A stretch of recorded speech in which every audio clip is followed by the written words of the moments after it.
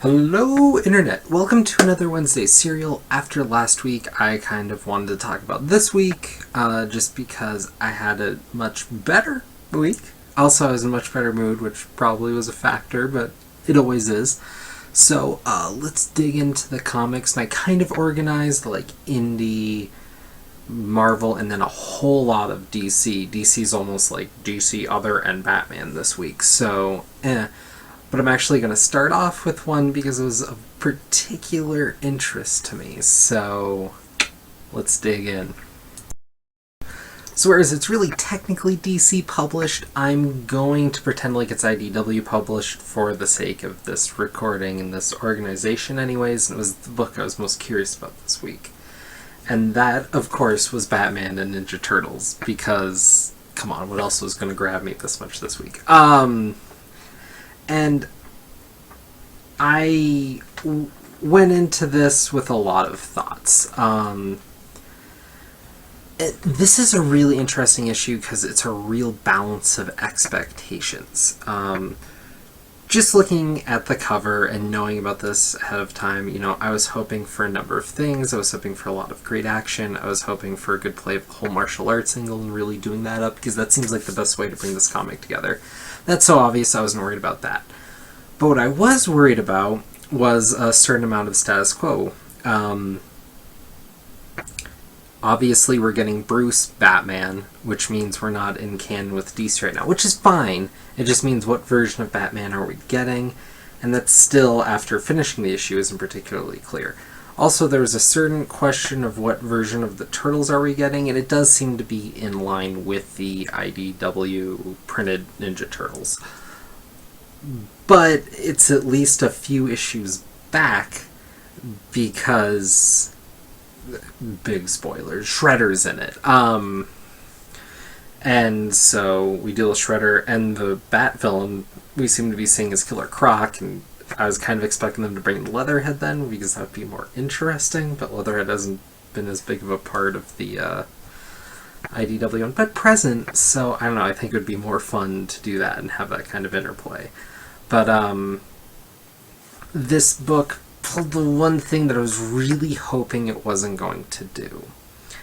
And that was the conceit for having these characters together was that the Turtles are in another dimension with in Gotham, as opposed to just being in Gotham from New York City to deal with whatever.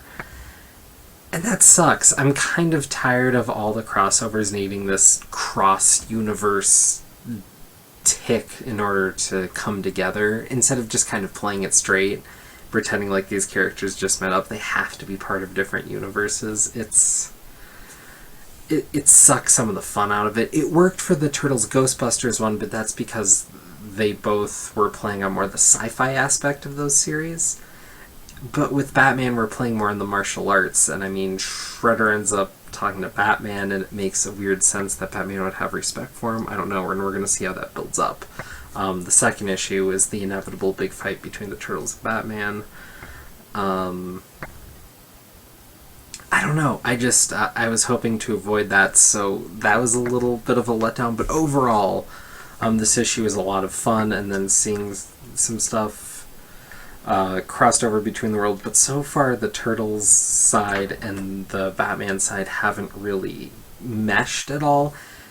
And so whereas it's fun, this first issue is a slow crawl, and since we only get 6 issues of this, I was hoping it was going to be moving just a little bit faster. We should have been another couple of beats into the story by the end of this issue. So fun, but a little slow and a little unengaging that it's using the trite crossover thing. So there you go. I want a little more attention on this issue, but yeah, and we'll roll through some more books.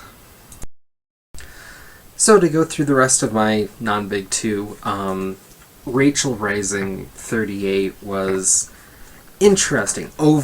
Page by page, beat by beat, amazing. The only problem with this issue, is my problem kind of with a lot of the issues of late, is that there's so many little sections of characters and story they have to hump through. Yeah. We only get a few pages with certain main characters and certain beats, and it feels like each issue is just trying to like get there, and it just feels like, well, we should be reading a little more at a time. But beyond that, I mean, this issue in particular had some amazing character beats. There was a moment with a couple of grandmas that just was one of the most amazing. You're not going to be able to see that at all, but such amazing character work, such amazing stuff. Man, just amazing work of comics. If you haven't been checking out Rachel Rising and you like anything of horror, or you just like reading comics that show what this medium can do, I mean, it's Terry Moore, come on. Yeah, so then We Stand on Guard ended with a bang. I enjoyed this mini. I'm going to have to go back through it. My complaint is that it was a mini for something that's supposed to be this war. And I don't mind that it was a mini per se, but 6 issues in particular felt a bit truncated. There were some characters we were introduced to and then never really saw again. And this thing just kind of ends. This felt like it needed a little more time to get where it was going, a few more pages to tell its story in full. And as much as I'm usually kind of against the decompression of comics, this one was dealing with some intricate political ideas and saying stuff about war in a way that was very poignant, and kind of had a lot of twisting of what it was talking about in this issue, and it just kind of, this issue in particular felt like it should have been 2. There was so much going on in like the front half, and then the back half was just like, and we're done. So I don't know, still interesting to check out. I think this is something that's fun and good. Compared to most stuff, good, but for Vaughn in particular, step down compared to his other stuff, mostly just because just got cut off. So there you are. Spider-Gwen, a story of 3 parts for this issue. The first part is the one that I don't know how to feel about. I'm not saying it's good or bad yet, but Spider-Gwen goes and talks to Spider-Woman of, is it 616 anymore? I don't even know. But of the main Marvel universe, which I like the character interaction. It was fun, and I got a little more out of it because I'm also reading Spider-Woman, but at the same time, Spider-Gwen's supposed to be in her own separate universe. And the fact that she can just universe hop and to talk to people now, I don't know how to feel about that. That seems to, I don't know. I'm uneasy on that. I think you can see why, but so far, whatever. It's been compartmentalized, and I think that relates to the Web Warriors series that's going on, which I'm interested in, but I just can't justify at Marvel prices. The other bit was really interesting, playing with Matt Murdock in this universe and what he's doing as Wilson Fisk's agent and being a really sleazy lawyer, and it's actually really, it's so cringy, it's actually kind of fun. They even have a little bit on his business card, which is the devil you know. Lots of great little touches there. I don't know. And then a bit talking about how Harry Osborn is stacking up in this alternate universe and how that's playing out, which should be interesting, and I think is actually a really cool take on the whole Harry Osborn thing. That, because normally Harry Osborn is kind of a pathetic character, drug-addled and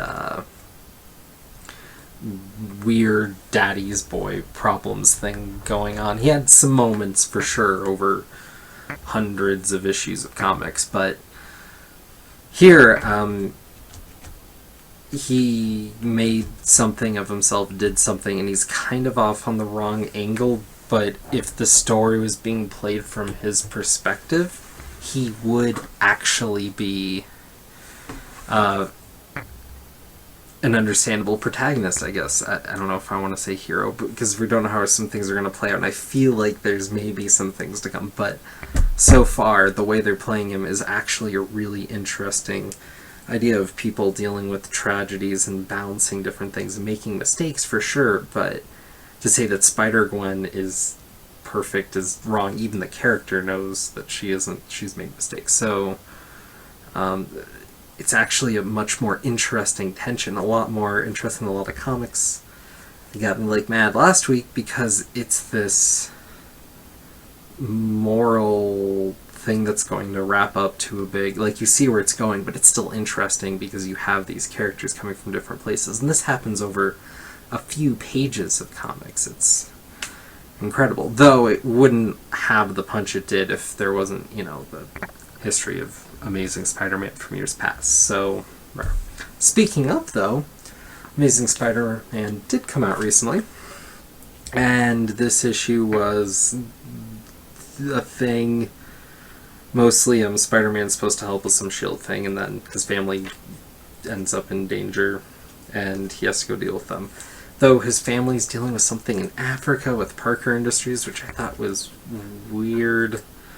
I don't know. That part just didn't sit right with me. I mean, for so many years we've read Aunt May as this, you know, oh my god, I can't tell her anything, she'll have a heart attack, like this frail old woman. Now she's out doing philanthropist work out in Africa. It's just, I don't mind if she sits at home and she's, you know, a stronger character, because we just can't imagine someone that way anymore. I get it, but it's such a change the other direction. She feels younger and younger, which is just weird as Peter gets older and older. Yeah, so I don't know. There's also a little bit with the Lizard in here, which is playing off of what Slott was setting off before a number of reboots, and that's kind of interesting in a way. I just, if they're setting up Peter for a fall, I really hope it happens sooner than later, because this status quo just doesn't fit. So, there you be. Now let's talk about DC. First off, I want to start with Green Arrow, because this was the least of it. And nothing to get mad about. This comic was fine. It was just fine. Nothing more, nothing less. This comic was dealing with some Hispanic culture stuff, Dias de los Muertos, and yeah, I don't know. The best way I can say it is this comic seems more preoccupied with showing off some different culture and having kind of that socially acceptable, like, we're dealing with this culture and we're talking about something that isn't all like white people, whatever, which is, that's good, but no one's gonna give a shit if the comic is just fine. So I don't know, there just didn't seem to be a lot churning here. This has been the most decompressed story I've read in a long time, which I think is a problem of it, because this is the last in an arc. I want to give this, I don't know, it's 47. I'm going to give it at least another issue, which puts it at 48, which means 2 more issues till issue 50. Presumably they're saving up some energy for 50. I just want to maybe hold out for that long, just hoping, because I'm hoping this gets better. And this isn't a case of me holding on to a book that I don't like or whatever as much. There's things about this book that I like, they just need to be pulled out a little better, and the character is not quite Green Arrow, but not quite anything else. That's the problem. He's just kind of generic superhero man with bow. So, hoping that book picks up. Constantine 7 should win an award for the most amount of gay sex in a mainstream comic. Also, Swamp Thing and dealing with plants, and a story adventure that was essentially one and done while playing into a series, which is the way I like my comics. You know, each issue has its point, but it plays to the larger bit. I'm really actually kind of liking this Constantine, and I know it's hard for a lot of the older fans to get around this. This is Constantine. This is not Hellblazer. Though it is Constantine the Hellblazer. This is going and playing off of some of the older stuff, but no way is. This is very PG-13. This is suitable for most audiences. But it's a good DC comic. It's just playing on some stuff, and it can't compare to Hellblazer is the problem. But for set in DCU, I think this is really interesting. I think this is doing a lot of the right stuff. As much as I like a lot of the other stuff I'm reading and whatnot, I feel like if you're not picking up this book and you're looking for a book to pick up, this is the one I'd impress on you. This is the one that's the most daring DC book right now. And it's $2.99, and that should be supported. So, I don't know. Yeah. Bang for buck, you couldn't do better than this week. So, yeah. And now, we'll roll into our whole Batman section. So for our Batman section, I wanted to start with the least of it first and then kind of ramp up. So Batman 47. A lot of people like this issue a fair amount I was seeing online. And I can kind of see why. There's some cool moments in here, and there's some cool play off of what we've been building with this whole Gordon arc, Bat PD, however you want to call it. But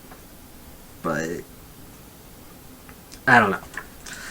I'm not feeling it too much, and something clicked while I was reading this, because I've finally been seeing Gotham the show on Netflix, and I just clicked like, oh, this is supposed to be the Gordon from that show. Look that.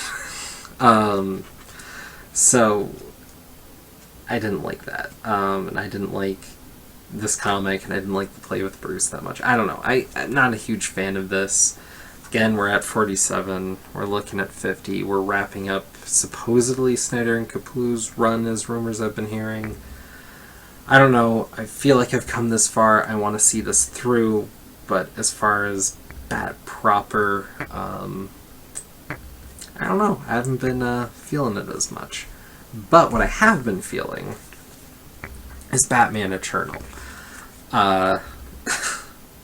This was damn cool. The play with Azariel and John Paul Valley, and how he's been playing into this universe, and Red Hood and Red Robin out dealing with different things. It has been exciting to watch. It's exciting to watch these character dynamics build up, and knowing that like Red Robin and Grayson are at each other's throats in a way, but they're kind of dealing with it to get through this because they're on the same team. This is really engaging. This is some good comics, I gotta say, so far, now that we're in far enough for me to kind of make comparisons, because we're 10 issues in. I don't know, I think this is one of the best weeklies we've gotten, assuming, you know, they don't screw the pooch, and we're only 10 in. It's not till you assume this is supposed to be about 50 issues. It's usually not till like 30 where it really usually unravels, so we'll see. But I'm liking how this is moving. I like how they're using some of the Bat mythos in a different way, and I'm really liking the interplay of all these different Robins. It's something I've wanted to see in comics, and they haven't done. Now we're getting it. But we're getting it somewhere else too, and that's in Robin War. These are two comics I don't normally pick up, so in my mind they're Robin War, not their given series. And I think this has been one of the most incredible events they've done. They're talking about improper policing, what they do, and people trying to do the right thing for the wrong reasons. and people coming at from different ends and kind of caught up in the system. This is lightly touching on it, but they set up an allegory for some very real current events, and this is actually really playing off of it. This is some of the coolest stuff we've seen in comics for a while. If they manage to pull a trick and get a strong and poignant ending out of this Robin War, they might actually hit some gold and actually get some real buzz going for comics and DC Comics, that whole deal. If this trick is pulled off, this is something we're going to be talking about for years. If they don't pull off the ending, they're still going to be miles ahead of most stuff. I feel like Robin War is kind of the DC event that could be on the level of where we consider like Marvel Civil War from a while back, not the one they just kind of planning on doing now, but it happened because when it happened with Civil War, they're kind of playing off of some tensions going on in America that aren't too far off or different really, but they're kind of playing off of it and talking about it lightly here and there throughout it, which is part of what made those comics so engaging. Same thing here. So that's good.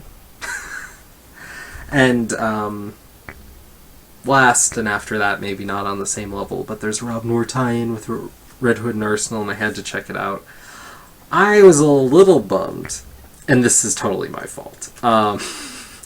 I thought the green boot crashing down on the Red Hood was supposed to be Green Arrow. I was wrong. I don't know why I thought that really.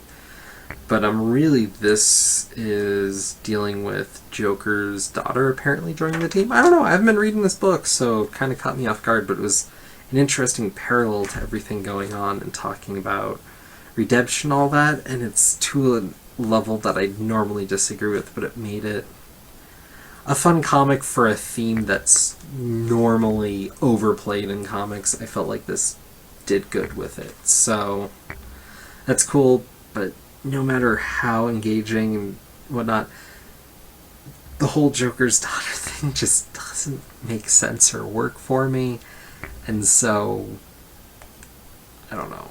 This might be the best comic she's ever read. We'll see. So I don't know. I just kind of wanted to run through what I read this week, which is something I don't like is doing it as much anymore, but after last week, I just wanted to clear the air, talk about some decent comics. And yeah, it looks like a lot of interesting stuff is coming up with comics, and I don't know, curious and curiouser, but I feel like we're at a point now. Ooh, I'm gonna break so I can do my little editorial bit. Okay, so if you stick around this long, you get my little editorial bit about where I'm thinking comics are right now. I think we're at an interesting point because we've had so much restarting and rebooting, whereas the New 52 isn't rebooting. We're getting so much stuff in DC that's kind of cycled through. Green Arrow is really only a few issues into this new status quo. Constantine just started up. Swamp Thing apparently is going to get to start up again. That's DC side. Marvel side, we just had an entire reboot. It's a reboot. And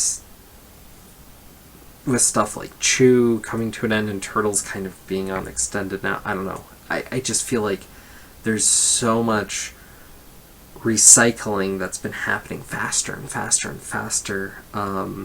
Naturally, a lot of us are going to want that recycling to slow down. We weren't going to want the comics to actually be punchier, would be my guess, because with all the recycling, we've gotten all these big events and these big, long, drawn-out stories, and some of us just want to read a few decent, good, single-issue comics. And some of us want to see some of these, status quos stick around long enough to actually be a status quo and play out into something. The way we've seen most good comics written from the big two for a long time. So it's going to be curious to see if all the stuff that they've rebooted try to gain interest actually effectively works well enough for them to want to actually let it stick around and play out.